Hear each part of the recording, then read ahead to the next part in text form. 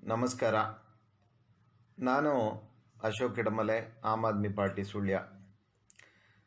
ನಮ್ಮ ಸುಳ್ಯ ತಾಲೂಕಿನ ಜಾಲ್ಸೂರು ಗ್ರಾಮದ ಆರ್ತಾಜೆ ಎಂಬಲ್ಲಿ ಒಂದಷ್ಟು ನಾಗರಿಕರು ಅಲ್ಲಿನ ಸಮಸ್ಯೆಗಳನ್ನು ಹೇಳ್ಕೊಂಡಿದ್ರು. ಹಾಗೆ ನಾನು ಈ ಸ್ಥಳಕ್ಕೆ ಬಂದಿದ್ದೇನೆ. ಆರ್ತಾಜೆ ಬೋಳುಬೈಲು ಹತ್ತಿರ ಪೈಚಾರಿಂದ ಒಂದು ಅರ್ಧ ಕಿಲೋಮೀಟರ್ ದೂರದಲ್ಲಿ ಆರ್ತಾಜೆ ಇದೆ. ಆ ಆರ್ತಾಜೆ ಎಂಬಲ್ಲಿ ಸುಮಾರು ಒಂದು 5-6 ಎಕರೆ ಪ್ರದೇಶದಲ್ಲಿ ಸರ್ಕಾರಿ ಜಾಗ ಮತ್ತು ವರ್ಗ ಜಾಗವನ್ನು ಯಾವುದು ಖಾಸಗಿ ವ್ಯಕ್ತಿಗಳು ಒಂದಷ್ಟು ಜನರಿಗೆ ಈಗಾಗಲೇ ಒಂದು 10-15 ಜನರಿಗೆ ಮಾರಾಟ ಮಾಡಿದ್ದಾರೆ. 15 ಜನ ಅಲ್ಲ, ಅದಕ್ಕಿಂತ ಒಂದಷ್ಟು 15 ಮನೆಗಳು ಈಗ ಅಲ್ಲಿ ಕಾಣ್ತಾ ಇದ್ದಾವೆ.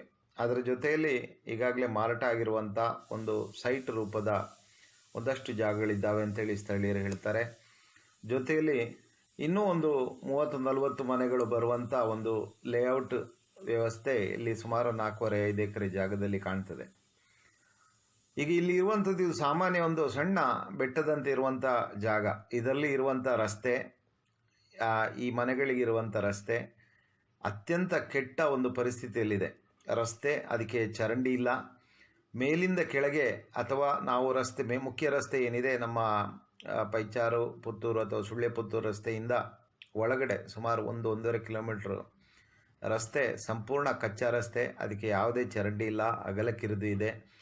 ಸೊ ಇಂಥ ಒಂದು ಪ್ರದೇಶದಲ್ಲಿ ಮುಖ್ಯವಾಗಿ ಮಳೆಗಾಲದಲ್ಲಿ ಚರಂಡಿ ಇಲ್ಲದೆ ನೀರು ಸಂಪೂರ್ಣ ರಸ್ತೆಯಲ್ಲಿ ಬೆಟ್ಟದ ಮೇಲಿಂದಲೇ ಹರಿದು ಬರೋದ್ರಿಂದ ಎಲ್ಲ ಸೈಟ್ಗಳು ಈಗ ಆಗಿರೋದ್ರಿಂದ ಒಂದು ರೀತಿಯ ಯಾವುದೇ ರೀತಿಯ ನಿರ್ವಹಣೆ ಇಲ್ಲ. ಬಹುಶಃ ಸೈಟು ಕೊಡುವವರು ಕೂಡ ಅಥವಾ ಪಂಚಾಯತು ಈ ವಿಷಯದಲ್ಲಿ ಅದಕ್ಕೆ ಅನುಮತಿ ಕೊಡುವಾಗ ಅಥವಾ ಯಾವುದೇ ಒಂದು ಸೈಟ್ಗಳು ಮಾರಾಟ ಆದಾಗ ಅದೊಂದು ಲೇಔಟ್ ರೀತಿಯಲ್ಲಿ ಇದೆಯೋ ಇದ್ದರೆ ಅದಕ್ಕೆ ಅನುಮತಿ ಕೊಡಬೇಕೋ ಅಥವಾ ಅವರು ಚರಂಡಿಯ ವ್ಯವಸ್ಥೆಯನ್ನು ಮಾಡ್ತಾ ಇದ್ದಾರಾ, ಯಾವುದನ್ನು ಕೂಡ ಇಲ್ಲಿ ಗಮನಿಸದಂತೆ ಕಾಣುವುದಿಲ್ಲ. ಜಾಲ್ಸೂರು ಪಂಚಾಯತ್ ಆಗಲಿ ಅಥವಾ ಅದನ್ನು ರಿಜಿಸ್ಟರ್ ಮಾಡುವಂಥ ರಿಜಿಸ್ಟರ್ ವ್ಯವಸ್ಥೆ ನಮ್ಮ ಏನು ನೋಂದಣಿ ಇಲಾಖೆಗಳಾಗಲಿ ಇವುಗಳು ಯಾರು ಕೂಡ ಈ ಕಡೆ ಬಂದು ನೋಡುವಂಥದ್ದು ಕಾಣೋದಿಲ್ಲ. ಇಲ್ಲಿನ ಜನ ಈಗ ಒಂದಷ್ಟು ಜನ ಮನೆ ತಗೊಂಡವರು, ಮನೆ ಮಾಡಿದವರು, ಸೈಟ್ ತಗೊಂಡವರು ಇಕ್ಕಟ್ಟಿನಲ್ಲಿ ಬೀಳುವಂಥ ಒಂದು ಒಟ್ಟು ಪರಿಸ್ಥಿತಿ ಕಾಣ್ತಾ ಇದೆ. ಸೊ ಇಂಥ ಪರಿಸ್ಥಿತಿಗಳನ್ನು ನಿರ್ವಹಣೆ ಮಾಡಬೇಕಾದ್ದು ಆಡಳಿತದ, ಅದರಲ್ಲಿ ಮುಖ್ಯವಾಗಿ ಪಂಚಾಯತ್ನ ಕರ್ತವ್ಯ ಆಗ್ತದೆ. ಪಂಚಾಯತಿಗಿಂತಲೂ ಎಲ್ಲ ಇಲಾಖೆಗಳು, ತಾಲೂಕು ಮಟ್ಟದಲ್ಲಿ ತಹಶೀಲ್ದಾರ್ ಕೂಡ ಇದರ ಪ್ರಮುಖ ಜವಾಬ್ದಾರರಾಗಿರುವಂಥ ಒಂದು ವ್ಯವಸ್ಥೆ. ಸೊ ಇಲ್ಲಿನ ನಾಗರಿಕರು ಈಗಾಗಲೇ ಒಂದಷ್ಟು ಕುಡಿಯುವ ನೀರಿನ ವ್ಯವಸ್ಥೆಯಲ್ಲಿ ಕೂಡ ಪರಿತಪಿಸಿದ್ದಾರೆ. ಸುಮಾರು ಬೆಟ್ಟದ ಮೇಲಿರುವಂಥ ಒಂದು 7-8 ಮನೆಗಳಿಗೆ ನೀರೇ ಹೋಗ್ತಾ ಇಲ್ಲ. 1-2 ಮನೆಯವರು ಹಣಕಾಸಿನ ಪರಿಸ್ಥಿತಿ ಉತ್ತಮ ಇರುವವರು ಬೋರನ್ನು ತಗೊಂಡಿದ್ದಾರೆ. ಇನ್ನೊಂದಷ್ಟು ಜನರಿಗೆ ಕೆಳಗಿಂದ ನೀರನ್ನು ತಗೊಂಡೋಗುವಂಥ ವ್ಯವಸ್ಥೆ ಕೂಡ ಇಲ್ಲ. ಕುಡಿಯೋ ನೀರಿನ ಸಮಸ್ಯೆ ಕೂಡ ಇದೆ. ಇಲ್ಲಿ ಎಲ್ಲ ವರ್ಗದ ಜನರು ವಾಸ ಮಾಡುವಂಥ ಒಂದು ಪ್ರದೇಶ. ಅಷ್ಟು ಮಾತ್ರ ಅಲ್ಲ, ಇನ್ನೂ ಒಂದಷ್ಟು ಅದೇ ಹೇಳಿದಲ್ಲ, ಒಂದು 30-40 ಮನೆಗಳು ಬರುವಂಥ ಪ್ರದೇಶ. ಸೊ ಇಂಥ ಒಂದು ಯೋಜನಾಬದ್ಧ ಪ್ರದೇಶಕ್ಕೆ ಯೋಜನಾಬದ್ಧವಾಗಿ ಕಾರ್ಯಕ್ರಮನ ಹಾಕ್ಕೊಳ್ಳುವಂಥದ್ದು ನಮ್ಮ ಜನಪ್ರತಿನಿಧಿಗಳು ಅಂದರೆ ಗ್ರಾಮದ ಸದಸ್ಯರಿದ್ದಾರೆ, ಗ್ರಾಮ ಪಂಚಾಯತ್ನ ಆಡಳಿತ ಇದೆ, ಅದಲ್ಲದೆ ತಾಲೂಕು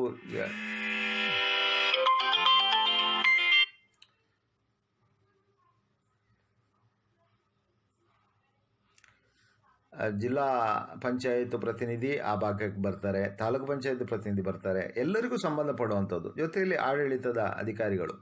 ಸೊ ಇವರೆಲ್ಲ ಇಂಥ ಒಂದು ಲೇಔಟ್ ಆಗುವಾಗ ಅದು ಏಕೆ ಅಲ್ಲಿಗೆ ಬಂದು ಅದನ್ನು ಗಮನಿಸುವುದಿಲ್ಲ, ಅದಕ್ಕೊಂದು ಸರಿಯಾದ ರೂಪುರೇಷೆಗಳನ್ನು ನೀಡುವುದಿಲ್ಲ, ಅಥವಾ ಅದಕ್ಕೊಂದು ಬಜೆಟನ್ನು, ಯಾಕಂದರೆ ಒಂದು 25-30 ಮನೆಗಳು 40 ಮನೆ ಪ್ರದೇಶ ಅಂತ ಹೇಳಿದರೆ ಅದೊಂದು ಲೇಔಟ್ ಥರ ಬರುವಂಥ ಪ್ರದೇಶ. ಇಲ್ಲಿ ಮನೆಗಳನ್ನು ಮಾಡುವಂಥದ್ದು, ಜಾಗಗಳನ್ನು ತಗೊಳ್ಳುವಂಥದ್ದು ಜನಗಳ ಒಂದು ಹಕ್ಕಾಗಿದೆ. ಅದು ಕೂಡ ನಿರಾಶ್ರಿತರು, ಮನೆಯೇ ಇಲ್ಲದವರು ಸರ್ಕಾರಿ ಜಾಗವನ್ನು ಏನು 95C ಅಲ್ಲಿ ಅರ್ಜಿ ಹಾಕ್ಕೊಂಡು ಅಲ್ಲಿ ಮಾಡುವಂಥದ್ದು ಅದೊಂದು ಸಹಜ ಪ್ರಕ್ರಿಯೆ. ಇಲ್ಲಿ ಎಲ್ಲ ವರ್ಗದವರು, ಹಿಂದುಳಿದ ವರ್ಗದವರ ಮನೆಗಳು 1-2 ಮನೆಗಳಿದ್ದಾವೆ. ಸೊ ಈ ಸರ್ಕಾರಿ ಜಾಗ ಕೂಡ ಒಂದಷ್ಟು ಇದೆ. ಸೊ ಇಂಥ ಒಂದು ಪ್ರದೇಶದಲ್ಲಿ ಕೂಲಂಕುಷವಾಗಿ ಅದನ್ನು ಪರಿಶೀಲನೆ ಮಾಡಿ ಅದಕ್ಕೊಂದು ಯೋಜನಾಬದ್ಧ ತರೀಕೆಯಲ್ಲಿ ಯೋಚಿಸಬೇಕಾದ್ದು ಆಡಳಿತಗಳ ಕರ್ತವ್ಯ ಆಗಿದೆ. ಆದ್ದರಿಂದ ಮಾನ್ಯ ಪಂಚಾಯತ್ ಇರ್ಬೋದು, ಅದೇ ರೀತಿ ಮಾನ್ಯ ತಹಶೀಲ್ದಾರರು ಕೂಡ ಇಲ್ಲಿ ಈಗಾಗಲೇ ಆ ಭಾಗದ ಜನ ಅಲ್ಲಿ ತಹಶೀಲ್ದಾರಿಗೂ ಕೂಡ ದೂರು ಕೊಟ್ಟಿದ್ದಾರೆ. ಮುಂದೆ ಅಸಿಸ್ಟೆಂಟ್ ಕಮಿಷನರ್ ಇರ್ಬೋದು, DC-ಗೆ ಯಾರಿಗೂ ಕಂಪ್ಲೇಂಟ್ ಕೊಟ್ಟರು ಕೂಡ ಕೊನೆಗೆ ಆಗಬೇಕಾದ್ದು ಅದಕ್ಕೊಂದು ಪರಿಹಾರ. ಆಡಳಿತ ಇರುವುದೇ ಪರಿಹಾರಕ್ಕಾಗಿ. ಇಲ್ಲಿನ ಎಲ್ಲ ಜನ, ಈ ದೇಶದ ನಾಗರಿಕರು, ವೋಟರ್ಸು ಇಷ್ಟು ವೋಟ್ ಹಾಕ್ತಾ ಇದ್ದಾರೆ, ತೆರಿಗೆಗಳನ್ನು ಕಟ್ತಾ ಇದ್ದಾರೆ. ಎಲ್ಲರೂ ಕೂಡ ಸಾಮಾನ್ಯ ವರ್ಗದವರು, ದುಡಿದು ಕೆಲಸ ಮಾಡುವಂಥವ್ರು. ಸೊ ಆದ್ದರಿಂದ ಸಂಬಂಧಪಟ್ಟ ಇಲಾಖೆ, ಸಂಬಂಧಪಟ್ಟ ಆಡಳಿತ ಇದನ್ನು ಗಂಭೀರವಾಗಿ ಪರಿಗಣಿಸಬೇಕು ಅಂತೇಳಿ ಆಮ್ ಆದ್ಮಿ ಪಕ್ಷ ಆಗ್ರಹಿಸ್ತದೆ. ಅಶೋಕ್ ಕಡಮಲೆ, ಧನ್ಯವಾದಗಳು.